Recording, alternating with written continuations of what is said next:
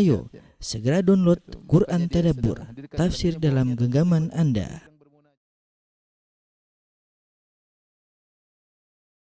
Bismillahirrahmanirrahim. Assalamualaikum warahmatullahi wabarakatuh. Alhamdulillahi ala ihsanih wa syukru lahu ala taufiqihi wa amtinani wa asyhadu an la ilaha illallah wahdahu la syarika lahu ta'ziman li sya'ni wa asyhadu anna Muhammadan abduhu wa rasuluhu da'ila ridwani. Allahumma salli alaihi wa ala alihi wa ashabihi wa ikhwani. Para ibu-ibu jamaah Majelis Ta'lim Ar-Rahat dan juga bapak-bapak yang dirahmati Allah Subhanahu wa taala. Tidak terasa ya. Sebentar lagi kita akan mudah-mudahan dimudahkan oleh Allah untuk bertemu dengan bulan Ramadan ya. Ramadan mengingatkan kita dengan awal pandemi ya, karena seumur hidup kita baru melaksanakan Ramadan dengan sistem dan metode yang berbeda ya. Kita tidak tahu apakah Ramadan ke depan masih sama ya. Semoga Allah Subhanahu wa taala segera mengangkat pandemi yang menimpa dan kita bisa kembali normal dalam melaksanakan ibadah kepada Allah Subhanahu wa taala. Amin ya rabbal alamin. Pada kesempatan kali ini kita akan bahas tentang fikih Ramadan khusus ibu-ibu, khusus para wanita ya. Dan mereka ibu-ibu harus belajar dengan benar tentang fikih Ramadan agar bisa menjalankan ibadah dengan benar dan bisa meraih pahala semaksimal mungkin ya. Ramadan adalah bulan kesempatan bagi seorang untuk introspeksi diri, perbaiki diri ya, dan berusaha meraih ketakwaan. Kata Allah Subhanahu wa taala, ya ayyuhalladzina amanu kutiba alaikumus-syiyamu kama kutiba alladzina min qablikum la'allakum tattaqun. Wahai orang yang beriman, diwajibkan sekalian bertakwa, diwajibkan atas kalian berpuasa sebagaimana diwajibkan atas orang-orang sebelum kalian agar kalian bertakwa. Jadi tujuan daripada puasa adalah untuk meraih ketakwaan. Namun tidak semua orang bisa meraih ketakwaan dengan berpuasa. Sebagaimana dalam hadis kata Nabi sallallahu alaihi wasallam, "Rubba sha'imin laisa lahu min siyamihi ilal ju' wal 'atash." Betapa banyak orang berpuasa, dia tidak meraih dari puasanya kecuali hanya lapar dan dahaga. Demikian juga kata Nabi sallallahu alaihi wasallam, "Rubba qa'imin laisa lahu min qiyamihi illa sahar wa ta'ab." Atau kama qala Nabi sallallahu alaihi wasallam, betapa banyak orang yang salat malam, salat tarawih, namun dia tidak meraih dari salat tarawihnya kecuali hanyalah lelah dan begadang. Ini peringatan dari Nabi sallallahu alaihi wasallam bahwasanya keberkahan bulan Ramadan tidak diraih oleh semua orang. Ada yang meraih keberkahan Ramadan dan akhirnya meraih ketakwaan, dan ada yang tidak. Dia hanya mendapatkan lapar dan dahaga, dia hanya mendapatkan capek dan begadang ya. Terlebih lagi Nabi sallallahu alaihi wasallam pernah berkata, ragima anf, celaka ya man adraka Ramadan fansalakha falam yughfar lahu. Celaka seorang yang bertemu dengan bulan Ramadan, kemudian bulan Ramadan berlalu dan dia tidak diampuni oleh Allah Subhanahu wa taala. Maka kesempatan bagi kita di bulan Ramadan untuk meraih pengampunan. Karena pintu pengampunan dibuka oleh Allah setiap malam, ya. Walillahi utaqa'u minan nar wa dzalika kullal lailah, kata Nabi sallallahu alaihi wasallam, dan Allah mencatat hamba-hambanya terbebas dari neraka jahanam, dan itu berlaku di setiap malam. Dan itu berlaku di setiap malam bulan Ramadan, ya. Dan itu berlaku di setiap malam bulan Ramadan. Tuh,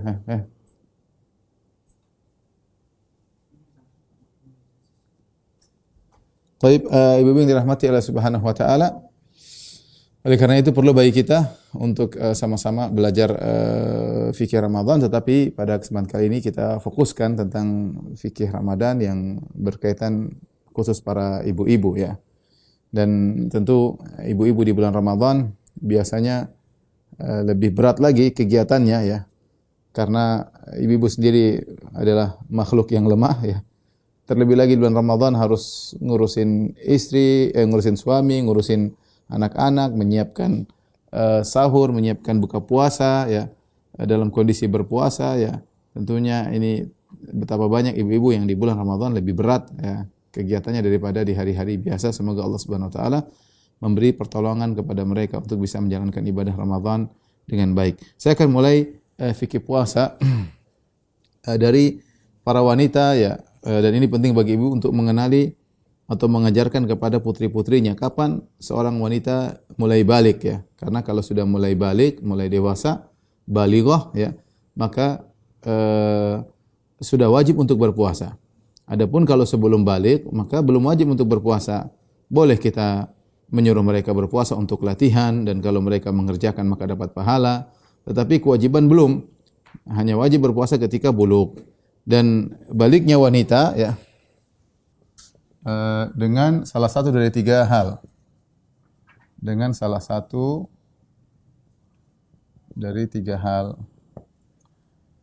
Yang pertama dengan haid, ya, dengan keluarnya haid, keluarnya darah haid,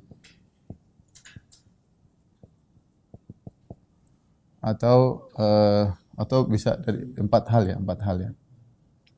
Yang kedua dengan ihtilam, ihtilam yaitu mimpi basah ya, mimpi dewasa lah, mimpi basah kalau bahasa kita. Dan ini sebagaimana laki mungkin mimpi, perempuan juga mungkin mimpi, meskipun kemungkinan mimpi bagi wanita lebih kecil, tetapi wanita juga mungkin mimpi basah. Sebagaimana dalam hadis ketika seorang wanita Ummu Sulaim kalau tidak salah bertanya kepada Nabi, "Ya Rasulullah, hal 'alal mar'ati min ghuslin idza hiya ihtalamat?" Ya Rasulullah, apakah wanita wajib mandi junub jika dia mimpi basah? Kata Nabi sallallahu alaihi wasallam, "Na'am idza ra'atil ma'." Dia wajib jika dia melihat air. Artinya jika seorang wanita mimpi, dalam mimpi tersebut mimpi berhubungan atau yang lainnya, kemudian dia bangun, dia melihat air keluar, maka dia telah balik. Tapi ini saya rasa jarang, yang sering adalah dengan keluarnya darah haid.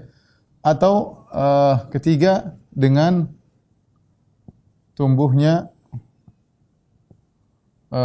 bulu sekitar kemaluan. Atau yang keempat dengan mencapai usia 15 tahun hijriyah ya. Tahun hijriyah. Jika muncul salah satu dari 4 perkara ini, maka wanita sudah balighah. Maka ibu-ibu perhatian sama anak putri-putrinya ya. Kalau sudah haid berarti sudah wajib, atau kalau enggak dia mimpi, maka perlu ada keterbukaan antara wanita dengan anaknya. Perlu ada kedekatan. Kadang putri kita malu untuk bercerita masalah seperti ini, padahal penting bagi dia, karena di balik apa yang dia alami ini dia wajib untuk berpuasa ya. Dia wajib untuk berpuasa. Berarti dia sudah balik ya. Atau tumbuh bulu di sekitar kemaluan. Meskipun dia tidak haid, meskipun dia tidak mimpi basah, tapi kalau sudah tumbuh bulu di sekitar kemaluan, maka dia telah balighah. Atau tidak haid, tidak mimpi basah, tidak tumbuh bulu, tapi sudah usia 15 tahun hijriyah, maka dia wajib untuk berpuasa ya, karena dia sudah balighah, wajib puasa, wajib salat dan seterusnya. Inilah salah satu dari 4 hal yang menjadikan wanita sudah wajib untuk berpuasa. Taib. Karena sebagian wanita dia menyangka namanya balik cuma kalau keluar darah haid, kalau belum keluar darah haid tidak balik. Dan ini adalah pemahaman yang keliru, padahal bisa diketahui dari salah satu dari 4 perkara ini. Perkara yang berikutnya, ibu yang dirahmati Allah Subhanahu wa taala ya, berkaitan dengan wanita haid ya.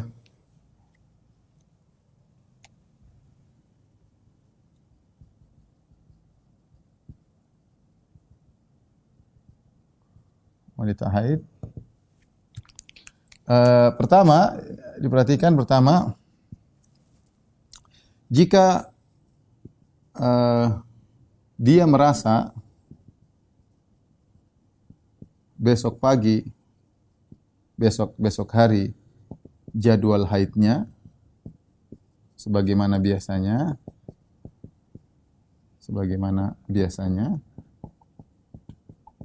tetap wajib baginya ya untuk niat puasa sejak malam.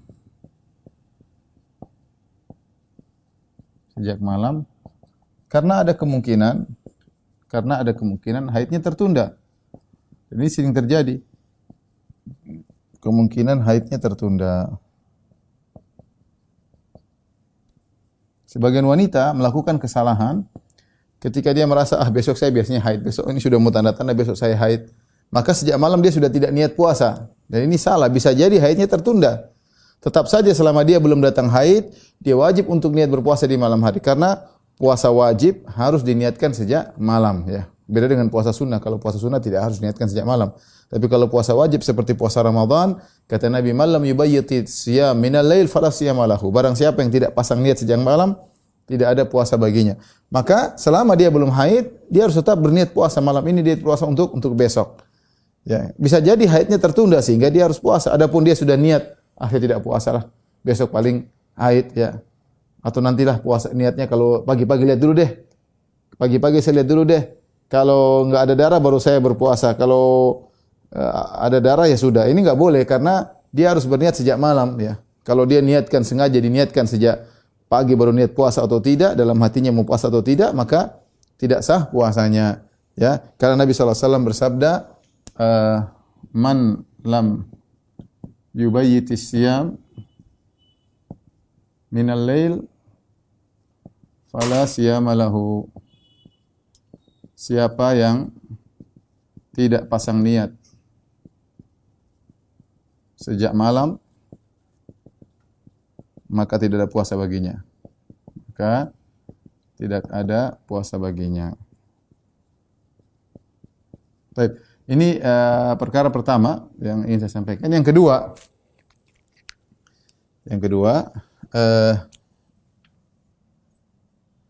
jika ternyata di tengah hari dia haid, di tengah siang hari dia haid, apa yang dia lakukan? Maka ada khilaf di kalangan para ulama, dua pendapat. Pendapat pertama mengatakan dia tetap wajib puasa ya, karena menghormati waktu, karena menghormati bulan Ramadan, menghormati Ramadan. Meskipun tidak sah, ya tetap dia harus lanjutkan puasanya dan harus diqadha, ya harus diqadha.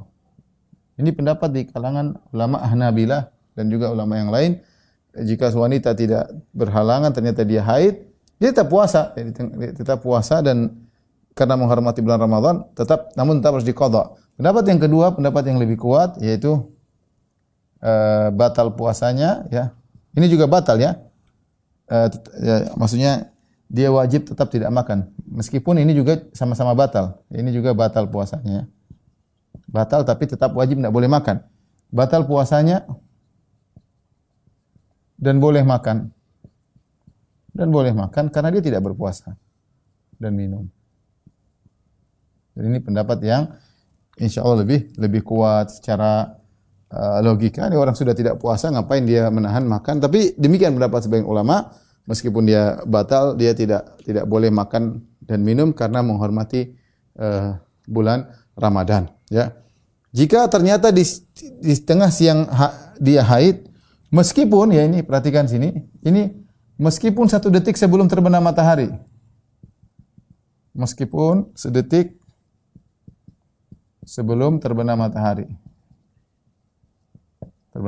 maka batal ya. Baik. Berikutnya yang mau kita bahas lagi adalah jika malamnya dia haid, jika dia bersih sedetik sebelum terbit fajar, bagaimana? Tetap wajib berpuasa. Maka wajib berpuasa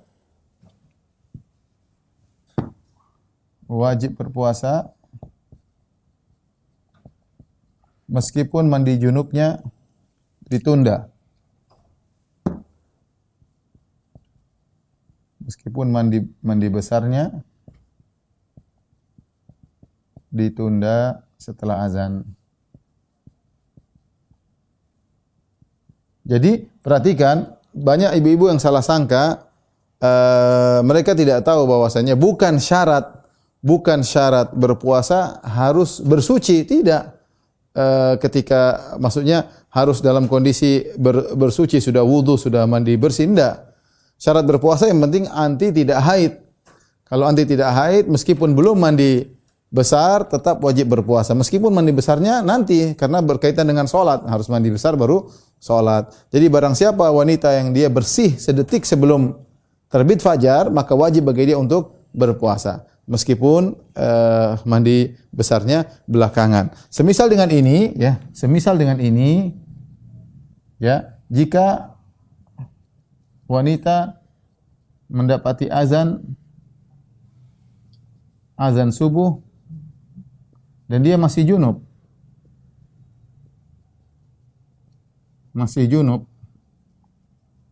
maka tetap wajib puasa. Mandi junubnya ditunda setelah azan. Setelah itu ya. Ya. Ini hukumnya sama seperti seorang misalnya laki dan wanita berhubungan di malam hari, kemudian mereka mungkin ketiduran, kelelahan, kemudian mereka makan sahur, ketika tiba-tiba sudah azan, mereka belum sempat mandi junub. Apakah puasanya sah? Jawabannya sah, dan itu pernah dialami oleh Nabi sallallahu alaihi wasallam. Karena Nabi sallallahu alaihi wasallam yudrikuhul fajar wa huwa junubun min ahlihi. Rasulullah SAW pernah mendapati azan subuh sementara dalam kondisi junub gara-gara berhubungan dengan istrinya.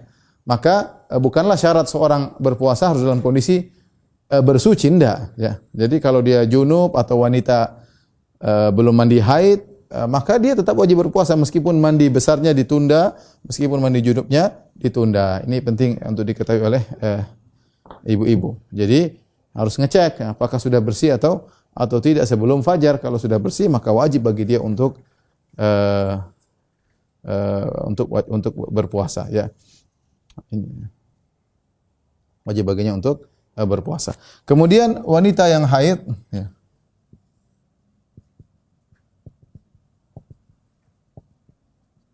Haid harus mengqadha puasanya, ya. Puasanya setelah Ramadan. Tidak boleh diganti dengan fidyah.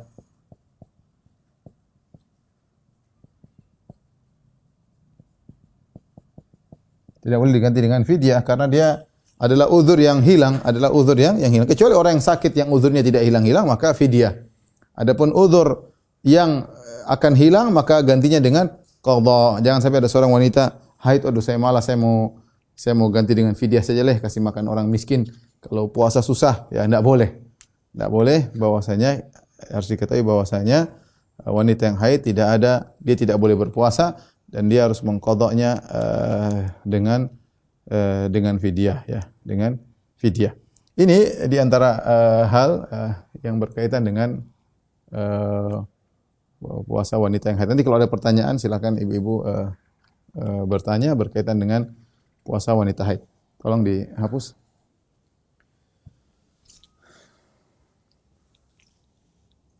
Berikutnya ibu-ibu yang dirahmati Allah Subhanahu wa taala, kita akan bahas tentang mengenai cumbu, cium dan jima di bulan Ramadan, ya. Cumbu, cium dan jima di bulan Ramadan bagi wanita hendaknya mengetahui hukum-hukumnya agar bisa melaksanakan puasa dengan baik, ya. Berikutnya berkaitan dengan cumbu atau cium, ya, atau jima di bulan Ramadan.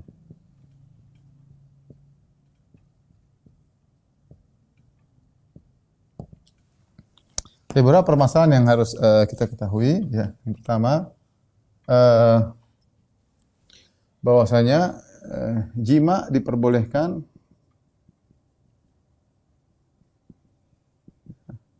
sejak terbenam matahari.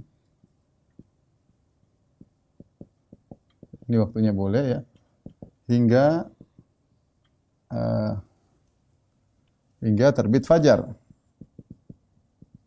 Allah Subhanahu wa taala berfirman, "Fal ana bashiruhunna." Ya, kata Allah, "Fal ana bashiruhunna." Sekarang di malam hari gaulilah istri-istri kalian. Sekarang maksudnya di malam hari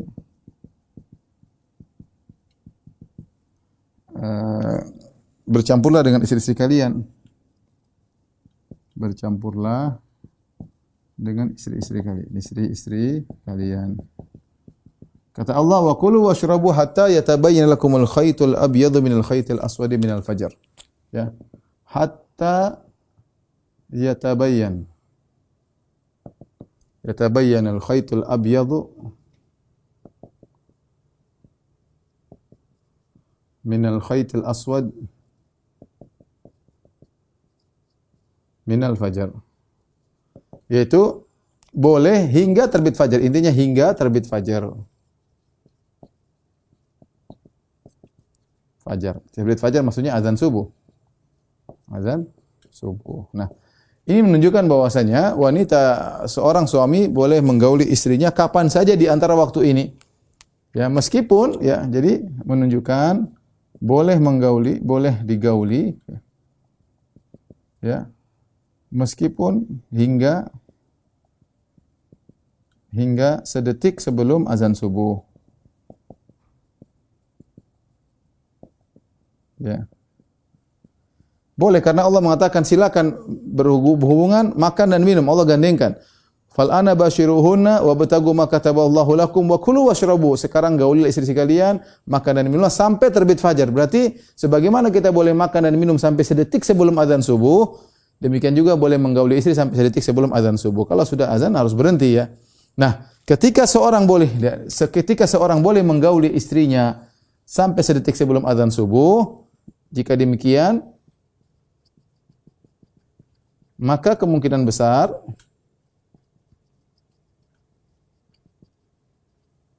tidak sempat mandi junub ya, ketika azan. Namun tetap berpuasa. Sebagaimana sudah kita jelaskan tadi, berpuasa meski mandinya ditunda. Mandinya ditunda karena mandi itu berkaitan dengan salat, ya. Ditunda, ya. Ini saya mengingatkan bahwa masalah jima diperbolehkan hanya malam hari. Maka seorang waspada jangan sampai dia berjima di siang hari, terutama yang baru pengantin baru. Hati-hati. Alhamdulillah malam panjang ya. Malam panjang, siang jangan sampai melanggar ya. Apalagi kalau kita di Indonesia ibadahnya malam cuma sebentar, paling 1 jam. Salat itu sudah kebanyakan masjid yang cuma setengah jam, banyak masjid cuma 20 menit salat tarawihnya. Beda kalau kita di Arab Saudi sana, apalagi 10 hari terakhir kita salat malamnya lama, salat tarawihnya ronde pertama 2 jam, ronde kedua 2 jam lebih ya, sehingga letih ya. Kesempatan malam untuk berhubungan dengan istri pun tidak banyak ya, karena belum perjalanan ke Masjid Nabawi, belum pulangnya. Tapi kalau kita naik air malam panjang, maka ngapain kita melanggar kemudian berhubungan di siang hari ya. Ini yang pertama. Jadi ini yang diperbolehkan. Berjima di malam hari. Yang kedua, hukum cium dan cumbu atau mubasyarah. Itu namanya mubasyarah di siang hari. Aisyah berkata radhiyallahu ta'ala anha, kana Nabi sallallahu alaihi wasallam yubashiruni wa yuqabbiluni wa huwa sha'im wa kana amlakakum li irbih ya. Adalah Nabi menciumku dan mencumbuiku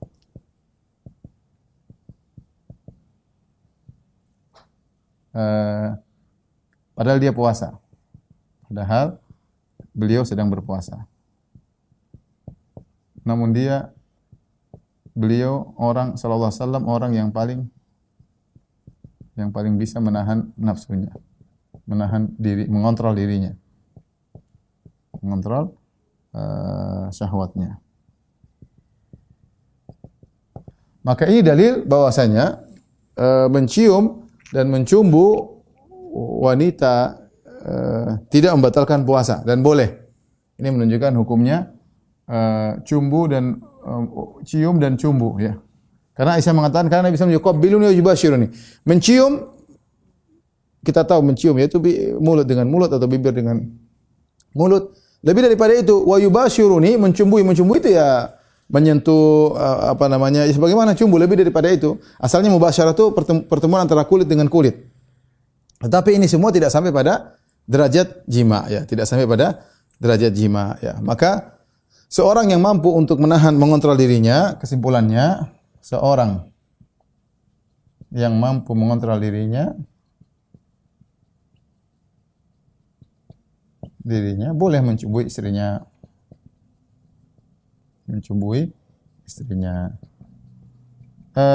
Menunjukkan bahwasanya Nabi SAW meskipun dalam kondisi berpuasa tetap mesra sama istrinya. Saya ulangi, Nabi SAW meskipun dalam kondisi berpuasa tetap mesra terhadap istrinya, ya, sampai beliau mencium istrinya padahal sedang berpuasa, namun dia bisa mengontrol dirinya. Bagi yang tidak bisa mengontrol maka jangan dia lakukan. Jangan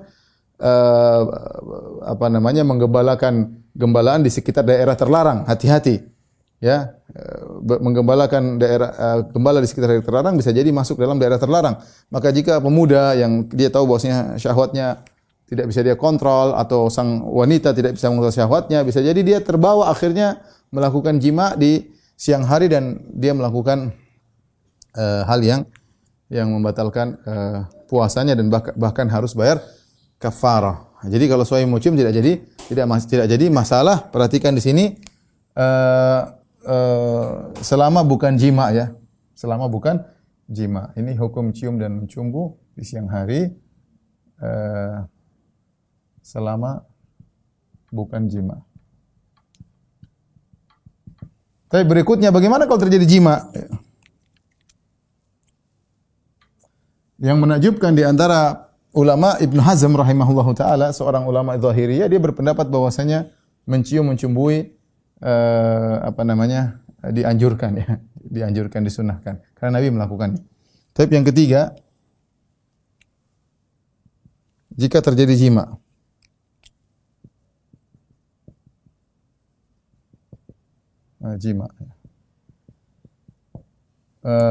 jika terjadi jima ya. Bagi wanita jika terjadi jima dalam dua kondisi, jika sang wanita terpaksa, putus-putus ya di Zoom ya. Kok bisa? Enggak ya. Jika sang wanita dipaksa. Yang kedua, jika sang wanita ya ridho, tidak terpaksa, tidak dipaksa. Jika sang wanita dipaksa, maka puasanya batal, namun tidak bayar kafarah. Karena dia dipaksa. Suaminya marah kalau dia tidak mau melayani misalnya, ya mau digampar misalnya, ya ini dia puasanya batal namun tidak bayar kafarah. Adapun jika sang wanita juga ridha, maka dia melakukan dosa, dia berdosa dan harus bayar kafarah.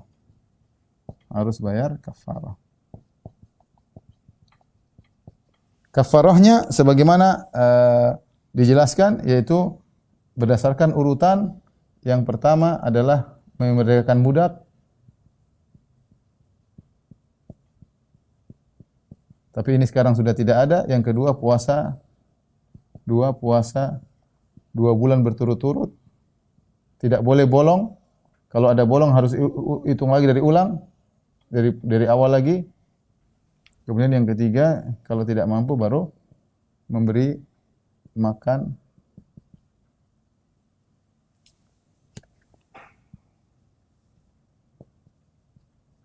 makan 60 orang miskin. Jadi perhatikan sini, hukumannya berat bagi orang yang sengaja berhubungan di siang hari di bulan Ramadan ya. Kalau dia dipaksa ya dia tidak berdosa dan dia tidak bayar kafarah karena dipaksa. Tapi kalau dia ternyata ridho dengan suaminya, maka suami bayar kafarah, dia juga bayar kafarah. Karena dua-duanya pelaku. Ada khilaf memang, tapi pendapat yang lebih kuat dua-duanya bayar kafarah. Ya, maka apa kafarahnya? Memerdekakan budak. Kalau tidak mampu puasa 2 bulan berturut-turut. Ingat, puasa 2 bulan berturut-turut ini harus tidak boleh bolong. Dia hanya boleh bolong kalau ada udzur syar'i sebagaimana puasa Ramadan. Misalnya dia sakit maka boleh bolong. Misalnya dia bersafar maka boleh bolong. Tapi kalau dia sudah puasa 50 hari kemudian bolong tanpa ada udzur, maka harus hitung ulang lagi dari awal. Dan ini berat. Puasa 2 bulan berturut-turut. Kalau dia tidak mampu, maka memberi makan 60 fakir miskin. Ya, ini hati-hati, waspada. Ini dirahmati Allah Subhanahu wa taala, jangan sampai terjadi jima di siang hari. Karena kalau terjadi jima yang pertama adalah dosa, melanggar larangan Allah Subhanahu wa taala. Yang kedua, bayar kafarah, kafarah. Maka ini hendaknya dijauhi ya. Ini apa namanya? Adapun jika wanita ya, jika wanita misalnya mimpi basah, sebagaimana laki mimpi basah, ya, maka puasa tidak batal dan tidak mengapa, dan dilanjutkan.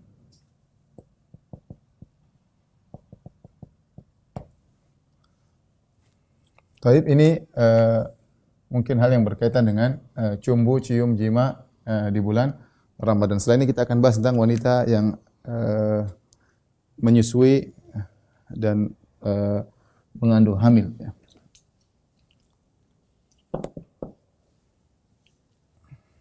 Jadi kalau ibu-ibu ternyata suaminya ingin mencumbui, ingin mencium, selama bisa mengontrol diri tidak jadi masalah ya.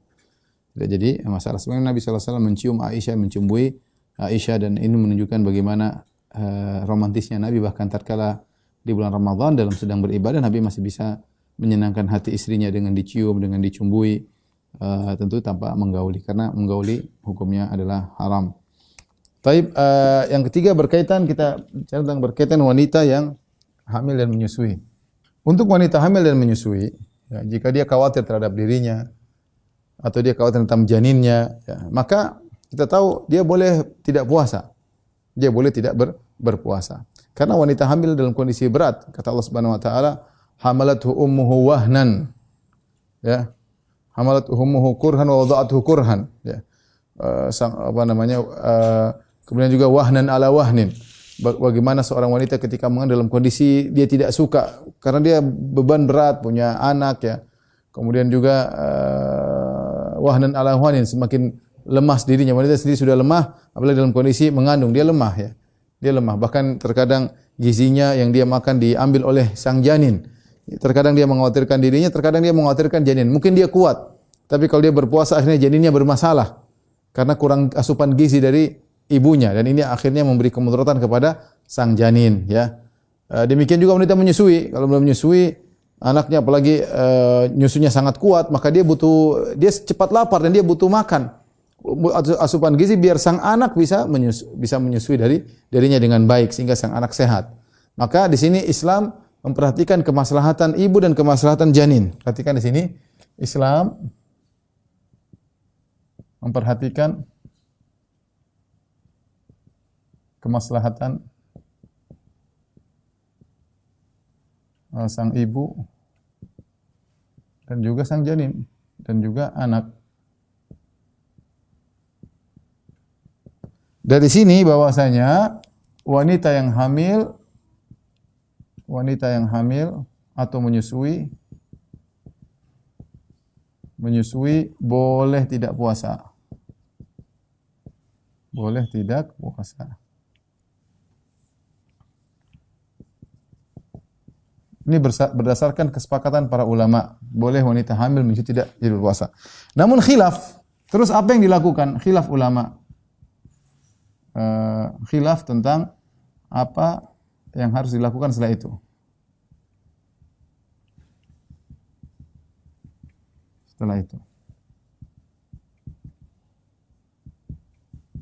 Secara umum ada dua pendapat, ada tiga pendapat, tapi secara umum ada dua pendapat yang kuat.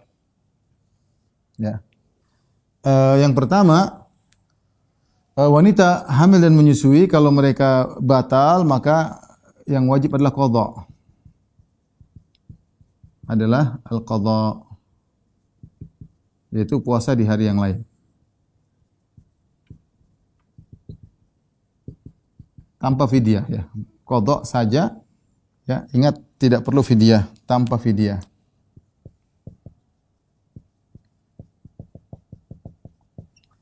Pendapat yang kedua ini pendapat pertama, ya, ini pendapat pertama. Pendapat yang kedua, cukup diganti dengan fidyah. Cukup diganti dengan fidyah tanpa qadha. Tanpa qadha. Fidyah memberi makan satu hari diganti dengan memberi makan satu orang fakir miskin, ya. Nah, mana yang lebih kuat di antara dua pendapat ini? Pendapat ini pendapat jumhur ulama, mayoritas ulama, ya, mayoritas. Mereka mengatakan dikiaskan dengan sakit dan safar. Allah Subhanahu wa taala mengatakan, "Faman kana minkum maridhan aw ala safarin fa iddatun min ayamin ukhar." Kata Allah, barang siapa di antara kalian sakit atau safar, maka diganti di hari-hari yang lain. Dan kita tahu sakit dan safar ini adalah dua uzur yang bisa hilang. Sakit dan safar adalah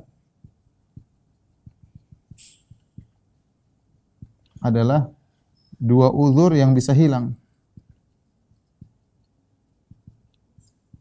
Maka demikian pula halnya dengan hamil dan menyusui. Hamil atau menyusui. Karena hamil dan menyusui adalah dua uzur yang bisa hilang. Wanita tidak selamanya hamil, wanita tidak menyusui. Kalau begitu, karena hamil dan menyusui adalah dua uzur yang bisa hilang, maka dikiaskan dengan seperti sakit dan safar, sama-sama uzur yang bisa hilang, maka kewajibanlah qadha, ya. Itu ingat, sama-sama uzur yang bisa hilang. Baik. Secara dalil, maka ini yang lebih kuat. Bahwasanya wanita yang hamil dan menyusui, kewajibannya juga adalah qadha. Namun ada pendapat lain yang mengatakan cukup diganti dengan fidyah tanpa qadha, ya. Ini pendapat Ibnu Umar, fatwa dari Ibnu Umar dan Ibnu Abbas. Ini fatwa dari Ibnu Umar dan Ibnu Abbas. Ya. Membayar fidyah mirip seperti cukup membayar fidyah.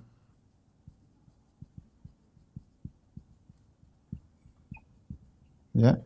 Mirip seperti orang yang tua. Orang yang sudah tua.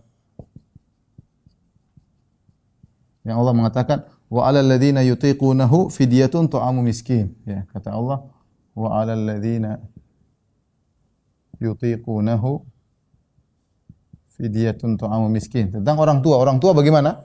Orang kalau sudah tua, uzurnya enggak bisa hilang. Uzurnya enggak bisa hilang, enggak mungkin kita bilang ganti hari yang lain. Dan semua yang uzurnya tidak bisa hilang maka dengan fidyah. Perhatikan kaidah. Semua uzur yang tidak bisa hilang maka tidak mungkin dibayar dengan qadha. Dibayar dengan qadha. Akan tetapi dengan fidyah. Semua uzur yang tidak bisa hilang maka tidak bisa dibayar dengan qadha. Karena bagaimana mau qadha? Dia uzurnya tidak bisa hilang. Seperti orang yang sudah tua. Kapan dia memuda lagi? Contoh lagi seperti orang yang sakit yang menahun, tidak sembuh-sembuh. Ya sudah, dia bayar fidyah terus. Meskipun dia masih muda tapi sakitnya enggak bisa hilang-hilang, maka dia bayar fidyah. Kenapa? Karena ini sakitnya menahun. Ya tidak mungkin kita bilang kamu nanti qadha, ya, karena tidak tahu kapan sembuhnya. Ya, penyakit yang sulit diharapkan kesembuhannya, maka dengan fidyah. Yang jadi masalah sekarang, hamil dan menyusui adalah uzur yang bisa hilang. Namun kita dapati fatwa dari Ibnu Umar dan Ibnu Abbas mengatakan bahwasanya wanita yang hamil dan menyusui cukup fidyah. Apalagi didukung dengan hadis.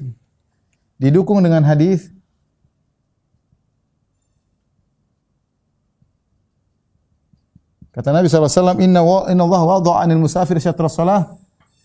Inna Allah wada'a anil musafir syatrus salat wa anil hamil wal murdi as-siyam. Perhatikan, ini namanya dalil iktiran. Kata Nabi sallallahu alaihi wasallam, sungguhnya Allah mengangkat dari orang yang sedang bersafar setengah salat. Orang kalau bersafar kan, kalau kita enggak bersafar kan salatnya 4 rakaat. Ketika kita sedang bersafar dihilangkan 2 rakaat. Jadi kita cuma salat 2 rakaat, duhur 2 rakaat, asar 2 rakaat, isya 2 rakaat. Ketika kita salat diangkat setengahnya, apakah kita wajib mengqadha 2 rakaatnya nanti kalau pulang ke rumah? Jawabannya tidak perlu mengqadha, sudah diangkat hilang begitu saja. Diringankan dari 4 jadi 2, maka dihilangkan setengah salat. Dan Nabi mengatakan wa anil hamil war murdi asiyam, dan Allah mengangkat puasa bagi hamil dan murdi, dan ini sama berarti kalau puasa diangkat tidak perlu diqadha lagi. Sebagaimana 2 rakaat yang dipotong ketika kita sedang safar tidak perlu diqadha, demikian juga Allah mengangkat puasa dari orang hamil dan menyusui tidak perlu diqadha lagi. Ini menguatkan pendapat Ibnu Umar dan Ibnu Abbas. Oleh karena 2 pendapat khilaf yang kuat di kalangan para ulama.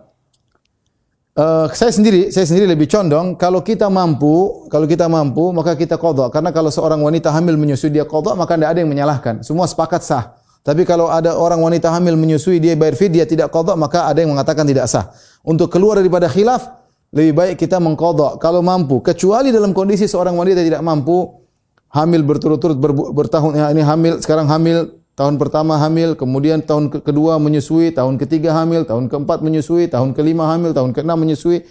Nah, kemudian mau bayar kapan? Bertumbuk-tumbuk utangnya.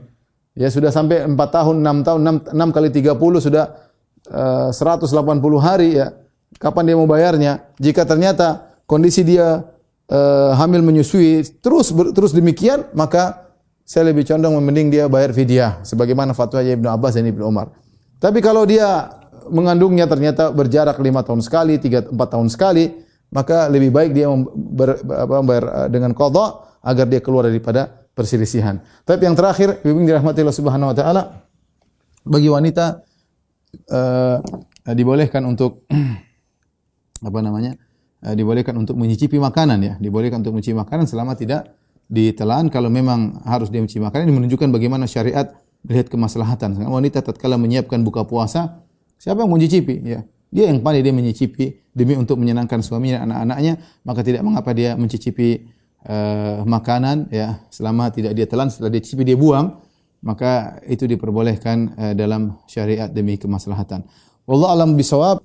Demikian Om Ilham dan juga ibu-ibu sekalian dari pengajian Majelis Taklim Ar-Rahat, apa yang bisa sampaikan kurang lebih saya mohon maaf.